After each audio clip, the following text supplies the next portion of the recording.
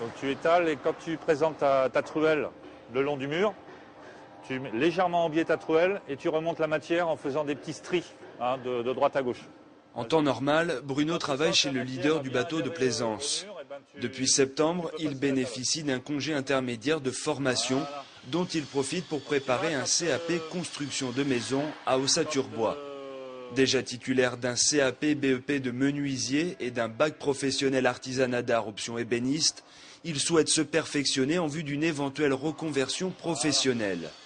Pour compléter ce CAP, le centre ADB Formation propose un module pailletère. Moi, c'est pour être plus proche du matériau bois, en fait. C'est plus pour une qualité de vie, pour l'air qu'on respire dans la maison, pour éviter tous les polluants. Encadrés par Christian Amani, les apprenants qui préparent ce CAP constructeur bois peuvent notamment savoir un peu plus sur les différentes techniques de remplissage pailletère sur des ossatures bois. Quand la matière colle encore sur la truelle, c'est que la matière, le mélange a besoin d'humidité encore. On retrouve les sensations d'antan avec des matériaux qu'on travaillait il y a 70-80 ans, donc avant la Deuxième Guerre mondiale. Et donc la technique est arrivée en France il y a 40-50 ans à peu près. Depuis quelques années, la maison en paille se démocratise.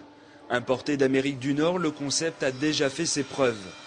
Outre-Atlantique, lors des tempêtes ou des tremblements de terre, ces constructions plus souples que celles en béton résistaient mieux aux fortes intempéries.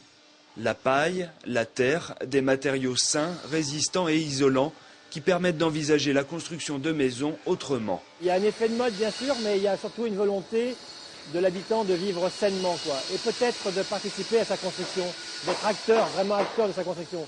Donc on a voulu sensibiliser nos apprenants au fait qu'il y avait d'autres possibilités. Quand on travaille à l'ancienne, tu donnes du mouvement au mur. Après sa formation en entreprise, Bruno effectuera plusieurs stages qui confirmeront ou non son envie de reconversion professionnelle.